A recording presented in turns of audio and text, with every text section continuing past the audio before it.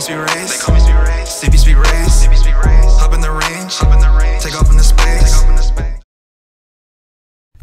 Hey guys, it's cbgray coming to you guys live with another Destiny video. How are you guys doing today? So in today's video, guys, we have a lot to talk about because there's a lot of frustrations going on within the Destiny community. On top of all the happiness and all of the good that has come with Forsaken, there are some things that are frustrating players. And today we're going to be covering something that has to do with the exotic quest in Destiny 2 Forsaken right now. So let's get started. So what we're going to be talking about is based off of the This Week at Bungie, and so we're going to get right into it. So that got released on 9/27/2018, obviously, and it's talking about This Week at Bungie, the Dreaming City revealed its underworld. So in the first paragraph of this, guys, is already where the frustrations are going to lie, and this is where we need to talk about and what we kind of need to discuss. So let's read the first few paragraphs. The curse on the Dreaming City has grown to its most potent state.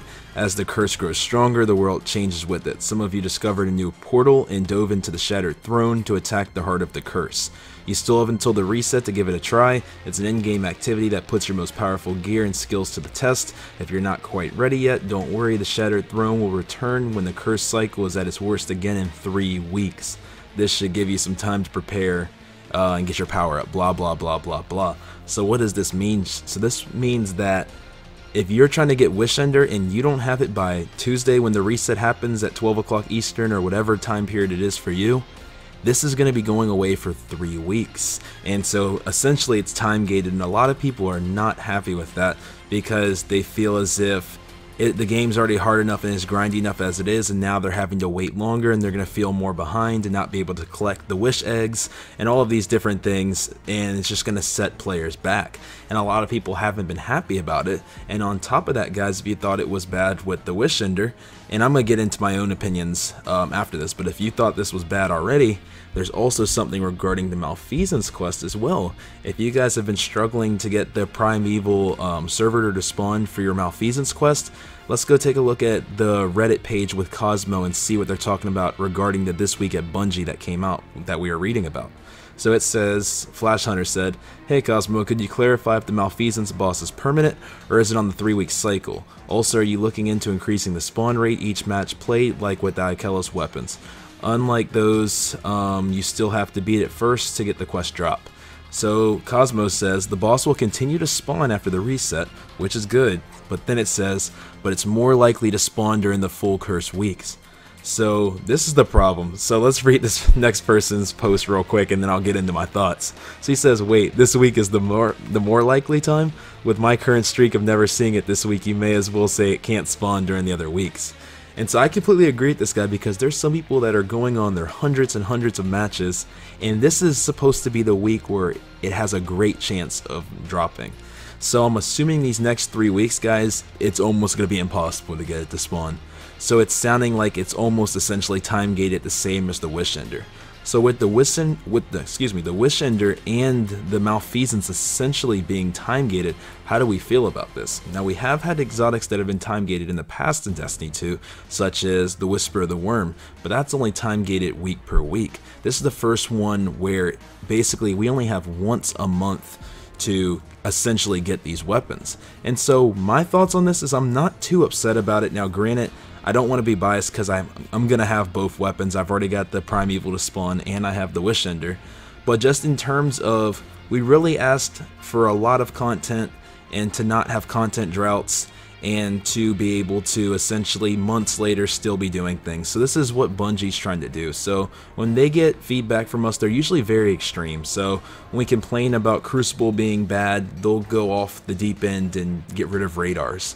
And in this case, we beg for content months after the release of DLCs, and they decide to time gate things. So this is kind of how Bungie responds to things. We have to be very careful about what we ask because this is the type of stuff that we get. So I don't mind that much, but I know there's a lot of people that do, and I'm just trying to stay in the middle about this because I ultimately want to hear your guys' thoughts for if you guys are happy or sad about the way Bungie's going about this.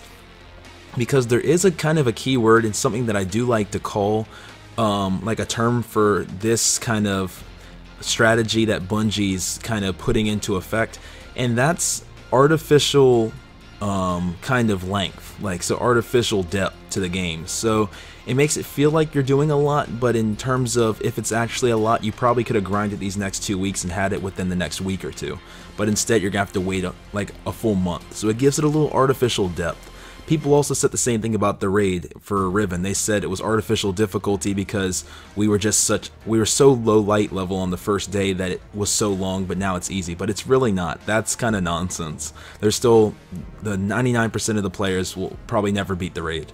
And so I don't agree when it comes to the raid, but in terms of this quest and the other quest for the Wishender and for the Malfeasance, I could see where people would think that this isn't adding more content to the game, this is just locking players out and giving Bungie an excuse to say that they have more content.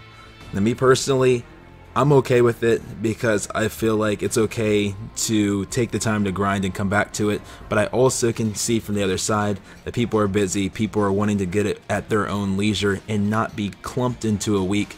And let's say that somebody has to go to Jupiter for a week on vacation to go see the Martians. What are they going to do unless Jupiter has some good like galactic internet speeds? It's not happening. So essentially it's forcing you to be in town on that week, it's forcing you to not be busy, it's forcing you to be in front of your console or your PC, and that's going to be a problem for some people. So get in the comment box below, let me know what you guys think. That's all I really have for you guys. I'll keep you posted if anything changes regarding the Wishender and regarding the Malfeasance. So if you like this video, make sure you give it a like and subscribe. It really helps the channel out.